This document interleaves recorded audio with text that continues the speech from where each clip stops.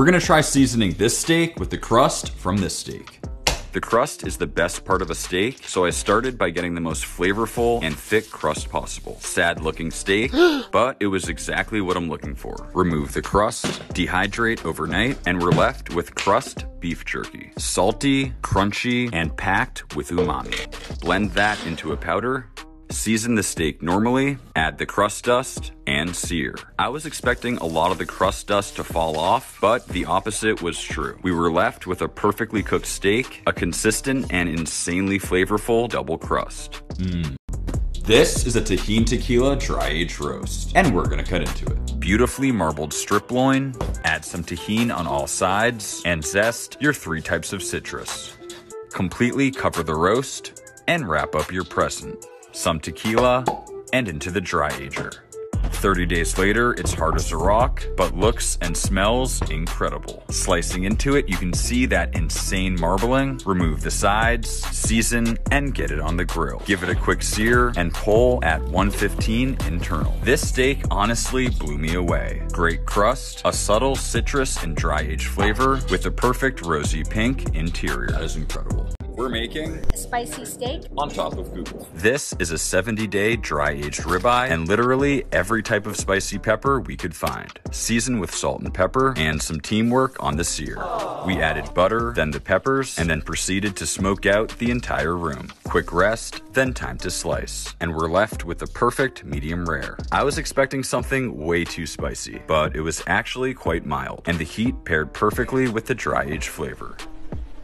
Dry-aged Spam. I've never been a huge fan of Spam, so maybe dry aging will help. I accidentally left it in the dry ager for like 150 days. It lost 50% of its weight and was hard as a rock. Slicing into it, I was shocked by how nice it looked. Kinda reminded me of a well-marbled steak.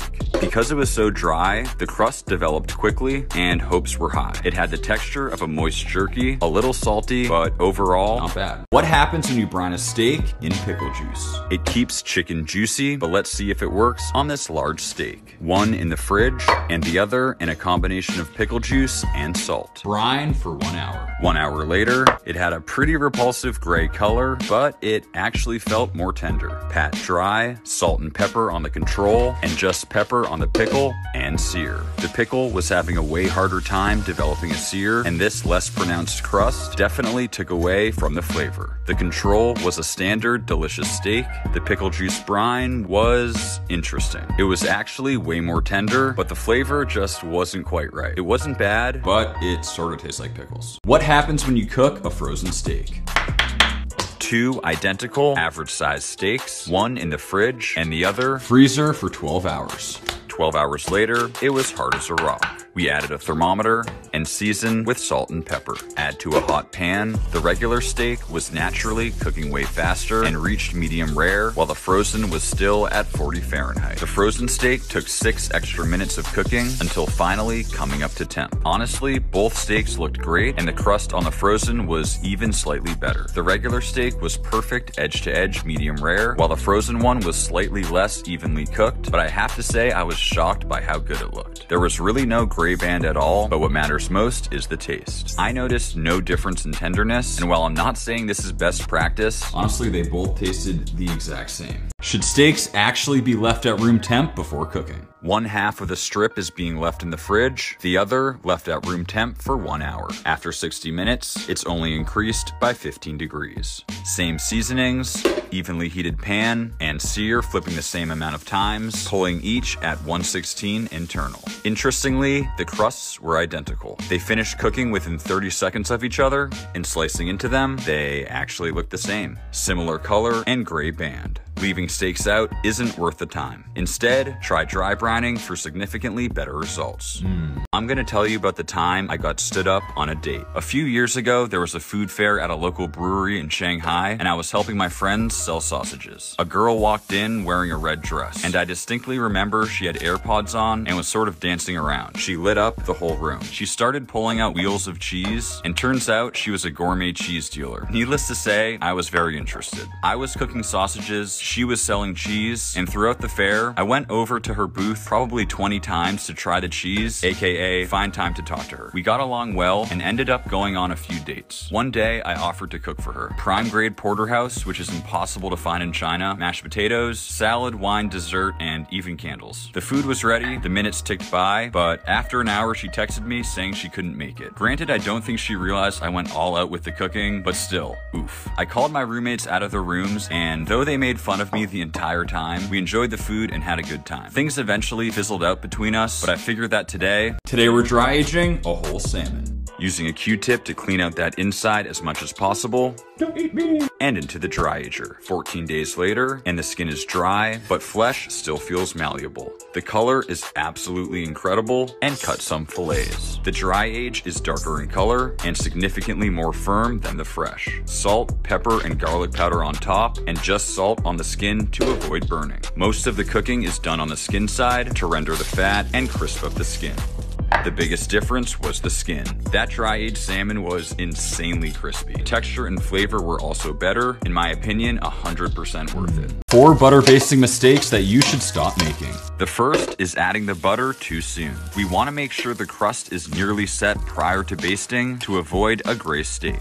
The next is adding butter to a pan that's way too hot. The butter will naturally cool down the pan, but if it's too hot, it'll burn, taste bitter, and nobody wants to deal with those added consequences. Conversely, avoid adding butter to a pan that's not hot enough. Butter has water in it, and if it's not bubbling, it'll actually add moisture and ruin the crust. Next, adding too little butter to the pan. It'll be more susceptible to burning, and we want a lot of butter enveloping the steak, helping it cook evenly. You're definitely not going to eat all of the butter, but I would recommend 1/3 to 1/2 stick, sputtering and foaming for the best butter basting results. Whole cod, fish and chips.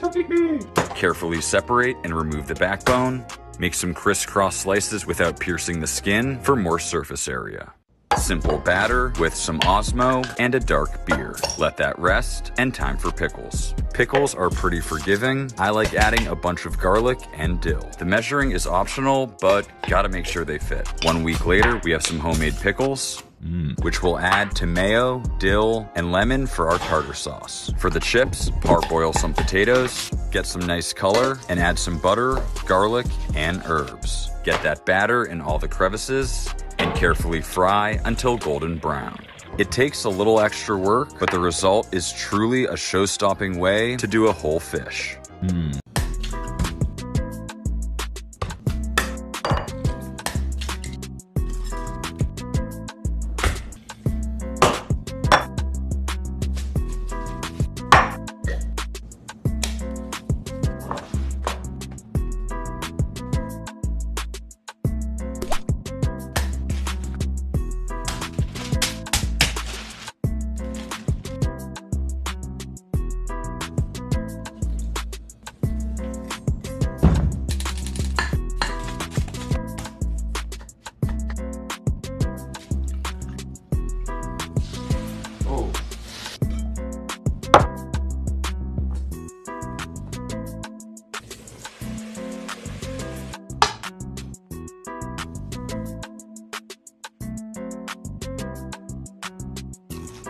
This is a pork skin chip. Carefully remove the skin and add to a dehydrator at 165.